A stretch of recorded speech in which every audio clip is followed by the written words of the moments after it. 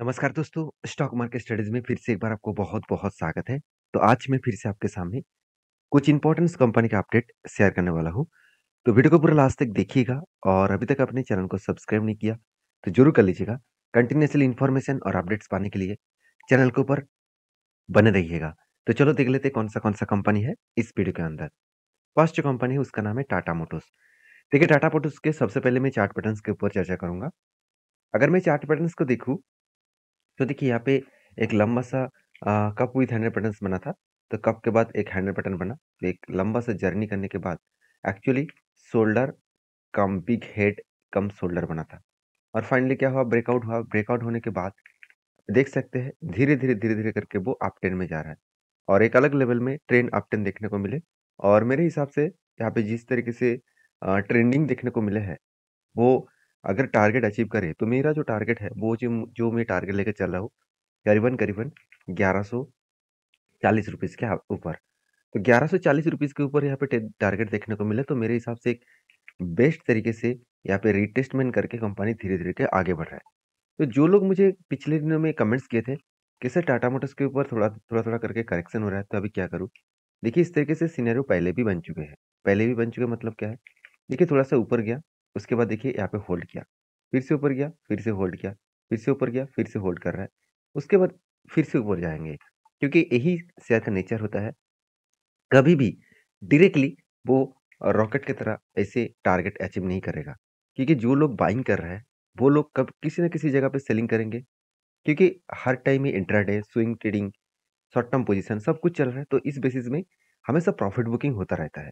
तो जब profit booking होगा तब करेक्शन होगा और मार्केट में भी आप देख सकते हैं डेली बेसिस वोलेटिलिटी कितना है। तो उस बेसिस में टाटा मोटर्स के ऊपर भी प्रेशराइज़ देखने को मिला। अब इस कंपनी का सबसे इम्पोर्टेंट पॉइंट क्या है? मैंने एंट्री क्यों लिया? उसके पीछे रीज़न कौन-सा है? देखिए रीज़न के बारे में सबसे पहले बात करूँ टाटा मोटर्स के कैपेक्स के ऊपर।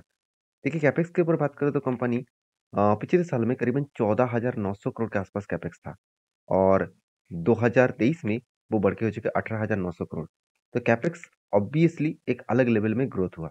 तो जब कि कुछ कंपनीज़ के ऊपर खुद के कैपेक्स मतलब खुद के इन्वेस्टमेंट अगर बढ़ गए, तो कुछ ना कुछ तो बड़ा होने वाला है।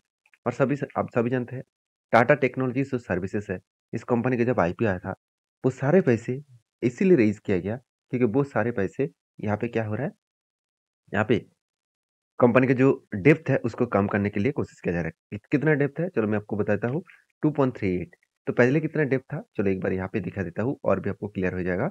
तो यहाँ पे आप देख सकते हैं कितना डेप्थ था पहले 2.54, उसके बाद 2.79, अभी 2.77। तो करंट जो डेप्थ है वो मेरे हिसाब से ज़्यादा है, ऑब्वियसली ज़्यादा है, मगर कंपनी यही डेप्थ कम करने के लिए जैगुआर और लैंड रोवर जो बिज़नेस है इसका, उस बिज़नेस के ऊपर ज़्यादा इन्वेस्टमेंट करेंगे और उसीलिए वो फंडिंग भी रेज़ किया टाटा टेक्नोलॉजीज़ आईपीओ को बेचकर। तो अच्छी बात ये है कि कंपनी ये भी कमिटमेंट कर चुके हैं कि 2025 से पहले वो डेप्थ को बहुत ज़्यादा कम करेंगे और 2030 में वो डेप्थ को एकदम ज़ीरो कर देंगे। तो देखा जाएगा कि टाटा मोटर्स किस तरीके से परफॉर्मेंस करते हैं और ये सारे कमेंट्स के कारण मेरे हिसाब से एक अच्छा खासा अचीवमेंट भी देखने को मिल रहा है। बाकी इस कंपनी के ऊपर शेयर होल्डर्स के बारे में बात करूँ आप देख सकते हैं, खुद म्यूचुअल फंड की अगर देखिए दिसंबर 21 में सिर्फ 6 साढ़े 4 6% के आसपास होल्डिंग था और आज वो होल्डिंग बढ़ के हो चुके हैं 10.5% के आसपास। तो 6% से 10.5% मतलब एक अलग लेवल का ग्रोथेबल सिचुएशन देखने को मिले। उसी तरीके से एफआईएस के पास जो होल्डिंग्स है, वो देखेंगे तो वो भी यहाँ पे अच्छा खासा हाई लेवल में ग्रोथ होता देखने को मिले। तो मेरे हिसाब से बेस्ट तरीके से सिचुएशन और बेस्ट तरीके से ओपिनियन यहाँ पे आपको देखने को मिले हैं। बाकी इस कंपनी के ऊपर अगर मैं टेक्निकली चार्ट पैटर्न्स के बारे में पहले ही आपको बता चुका हूँ। अभी एक ही बात कहूँगा, मेरा जहाँ पे टारगेट है वो टारगेट तक मैं वेट करूँगा। बाकी आपके क्या ओपिनियन है ज़रूर मुझे कमेंट्स करके बता सकते हैं। नेक्स्ट जो कंपनी है उसका नाम है उज्जीवन स्मॉल फाइनेंस बैंक। सबसे पहले इस कंपनी के ऊपर मैं टेक्निकली चार्ट पैटर्न आपको दिखाऊँगा। क्योंकि देखिए टेक्निकली चार्ट पैटर्न मैं इसीलिए दिखाता रहता हूँ, जहाँ पे मेरा एंट्री है और किस बेसिस में एंट्री हुआ और किस बेसिस में मैंने एंट्री लिया, ये बात अगर आप समझ गए, तब खुद स्टडी करके खुद एंट्री ले सकते हैं। तो खुद रिसर्च करके काम कर सकते हैं। देखिए यहाँ पे क्या बना, शानदार तरीके से क्या बना, एक कप बना। उसके बाद 1 बार, 2 बार, 3-3 बार यहाँ पे क्या बना, हैंडल पैटर्न बना। मैं थोड़ा-सा ज़ूम कर देता हूँ, आप देख सकते हैं यहाँ पे क्या बना, 1 बार हैंडल, उसके बाद दूसरी बार, उसके बाद तीसरी बार और मुझे लग रहा है चौथी बार भी हैंडल बनने का चांसेस है। तो यहाँ पे क्वेश्चन आएगा सर ज़्यादा से ज़्यादा हैंडल क्रिएट हो रहा है, क्या इसमें कोई गड़बड़ी है? बिल्कुल नहीं। अगर किसी कंपनी के ऊपर कॉम्प्लेक्स जो हैंडल पैटर्न है वो कंटिन्यू अगर बनता रहे, तो सोचिएगा बायर बहुत ज़्यादा एक्टिव है, सेलर को एक्टिव होने नहीं दे रहा है, तो इसीलिए बायर उसको ऊपर ले जाने के लिए कोशिश कर रहे हैं। तो मेरे हिसाब से बेस्ट तरीके से एक अपट्रेंड आपको देखने को मिलेगा। तो मेरे मेरे हिसाब से अच्छा खासा यहाँ पे कैपेक्स को ग्रोथ होता सॉरी अच्छा खासा एक अपट्रेंड मोमेंटम देखने को मिला है। जब भी 61.40 ये जो लेवल है, इस लेवल को अगर ब्रेक करेगा, तो एक बड़ा-सा मोमेंटम जर्नी यहाँ पे देखने को मिल सकता है। और जर्नी भी कोई छोटा-मोटा जर्नी नहीं है। इस जर्नी के बारे में बात करूँ तो एक अच्छा खासा जर्नी यहाँ पे देखने को मिल सकता है और वो भी ₹110 के आसपास यहाँ पे जर्नी देखने को मिलेगा। और देखिए ये टारगेट मैंने क्यों सेट किया, इस टारगेट तक क्यों सेट किया गया? देखिए जब ब्रेकआउट होगा तब एंट्री लूँगा और मैं एक कोई आपको रिकमेंडेशन नहीं कर रहा हूँ। काम करना है तो आपके रिस्क के हिसाब से करिए क्योंकि मेरी तरफ से कोई भी रिकमेंडेशन होता नहीं है। क्योंकि मैं कोई सेबी रजिस्टर्ड पर्सन नहीं हूँ कि मैं आपको रिकमेंड करूँ। काम करना है तो प्लीज़ आपके जो एडवाइज़र है उसके साथ बातचीत करके करिए।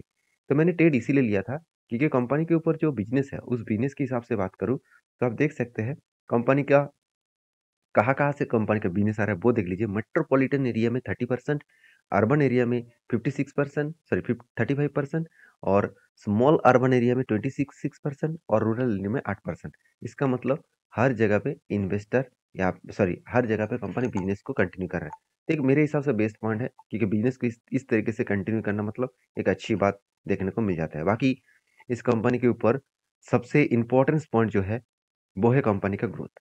देखिए ग्रोथ के बारे में बात करूँ तो आरओसी आरओई जो एकदम बेकार था, वो आज 33% के आसपास आरओई देखने को मिला। नेट प्रॉफिट मार्जिन जो एकदम बेकार था, 3 से 6% के आसपास, इस बार वो हाईएस्ट देखने को मिलेगा। तो जब कोई कंपनी खुद के रिजल्ट में इस तरीके से ग्रोथ कर रहा है, देखिए दिसंबर में क्या हुआ? फिर से एक बार सेल्स को हाई लेवल में इंक्रीज़ किया। उसके बाद देखेंगे तो इंटरेस्ट, वो भी कंपनी यहाँ पे मेंटेन्स किए और नेट प्रॉफिट वो भी देखिए 200 करोड़ 290 करोड़ से 300 करोड़ के आसपास बना। मतलब हर जगह पे कंपनी एक पॉजिटिव मोमेंटम दिखाया। हाँ, आप बोल सकते हैं सर कंपनी तो क्वार्टर बेसिस को बीट नहीं कर पाया। देखिए यही कंपनी के एक थोड़ा-सा वीकनेस पॉइंट देखने को मिला इस बार। बाकी इस कंपनी के जो शेयर होल्डिंग पैटर्न्स है, वहाँ पे देखेंगे तो प्रोमोटर के बाद एफआईएस ने भी जो क्वांटिटी एकदम ज़ीरो था, वो भी यहाँ पे क्वांटिटी ऐड किया है। उसके साथ डीएस ने भी क्वांटिटी ज़ीरो था, डीएस ने भी क्वांटिटी को ऐड किया है। ये सारे पॉइंट्स के कारण मुझे लग रहा है कि कंपनी के ऊपर एक अच्छा खासा ग्रोथेबल सिचुएशन देखने को मिल सकता है। बाकी इस कंपनी के ऊपर अगर मैं टेक्निकली चार्ट पैटर्न्स तो मैं आपके साथ शेयर कर ही चुका हूँ। तो आपके क्या ओपिनियन है ज़रूर मुझे कमेंट्स करके बताना। नेक्स्ट जो कंपनी उसका नाम है आईईएक्स, इंडियन एनर्जी एक्सचेंज। देखिए इंडियन एनर्जी एक्सचेंज के बारे में एक बात मैं आपको ज़रूर कहूँगा। इस कंपनी के ऊपर 2 चीज़ों का आपको ध्यान रखना है। पहली बात जो आईईएक्स है, वो आईईएक्स एक ऐसी कंपनी है जिसको लग रहा था मोनोपोली बिज़नेस है, कंपनी खत्म हो जाएगा, बर्बाद हो जाएगा। उसके लिए बता दूँ कि इसका जो मोनोपोली बिज़नेस है, वो खत्म अगर हो भी गया, तो भी इस कंपनी एक अलग लेवल में स्ट्रेंथ में खड़ा रहेंगे। जैसे इस कंपनी के चार्ट पैटर्न के बारे में बात करूँ, अगर मैं लंबा जर्नी इसके ऊपर देखूँ, तो देखिए कंपनी कोविड के टाइम में से प्राइस था ₹39 के आसपास और हाई किए थे करीबन 325 के आसपास। मतलब इस लेवल से लो लेवल से टॉप लेवल तक देखूँ, तो ऑलमोस्ट यहाँ पे 700% के आसपास रिटर्न कंपनी जनरेट करके दिया। अभी देखिए, यहाँ पे क्या हुआ, ये जो टॉप लेवल है, इस टॉप लेवल से लगातार क्या हुआ, करेक्शन होता रहा है और एक एक चीज़ आप ध्यान देना, जिस तरीके से करेक्शन होकर कंपनी फिर से रिकवरी करने का कोशिश कर रहा है, तो मेरे हिसाब से वो जो हायर लेवल है, उस लेवल तक जाने का वो कोशिश करेंगे। मतलब इसी तरीके से वो रिकवरी करके यहाँ तक जाने का वो कोशिश करेंगे। तो मेरे हिसाब से बेस्ट तरीके से इस तरीके से परफॉर्मेंस देखने को मिलेगा। बाकी यहाँ पे ये भी देख सकते हैं कि कंपनी का जो रेंज बना था एक, इस रेंज के बेसिस में कंपनी यहाँ पे एंट्री लिया और उसके बाद धीरे-धीरे करके टारगेट को वो अचीव किया। तो अभी देखिए फिर से एक नया एंट्री फेस एंट्री बनने जा रहा है। जिस जिस तरीके से आप देखेंगे तो यहाँ पे क्या बन रहा है, कप बन रहा है और उसके बाद मैं इंतज़ार कर रहा हूँ यहाँ पे कोई हैंडल पैटर्न क्रिएट करे। देखिए जब कप विथ हैंडल पैटर्न्स बनता है ना, तो अगर उस कंपनी के उस टाइम फंडामेंटल स्ट्रॉन्ग है, तो कंपनी के ऊपर एक अच्छा खासा धमाका देखने को मिल जाता है। फंडामेंटल स्ट्रॉन्ग का मतलब क्या है, कंपनी का क्वार्टरली रिजल्ट किस तरीके से हुआ है इस बार, पिछले बार की तुलना से अच्छा हुआ और एक्सपेंस को कंपनी मेंटेन्स की। उसके बाद देखिए 71 करोड़ से 89 करोड़ बना। इसका मतलब प्रॉफिट ग्रोथ भी एक अलग लेवल में ग्रोथ हुआ। तो इतने सारे पॉइंट्स अगर पॉजिटिव हो, तो इस कंपनी में ग्रोथ होने का चांसेस बढ़ ही जाते हैं। बाकी इस कंपनी के ऊपर अगर कैपेक्स के बारे में चर्चा करूँ, देखिए बीच में 2021 में कंपनी का कैपेक्स बढ़ के हो चुके थे 21 करोड़। आज वो थोड़ा-सा कैपेक्स को क घट के हो चुके कितना 7.8 करोड़ के आसपास। तो कंपनी का जो कैपेक्स है कुछ इस तरीके से सिचुएशन के बेसिस में देखने को मिले।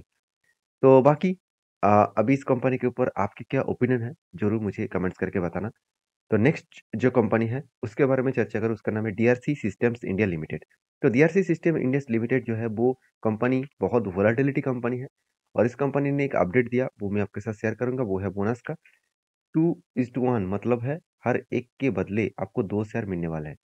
तो 2000 मतलब 27 फरवरी 2024 में आपको एक्स्ट्रा बेनिफिट मिलने वाला है बोनस के हिसाब से। तो जो लोग बोनस के शौकीन हैं, तो इस कंपनी के ऊपर स्टडी करिए, उसके बाद ज़रूर काम करिए।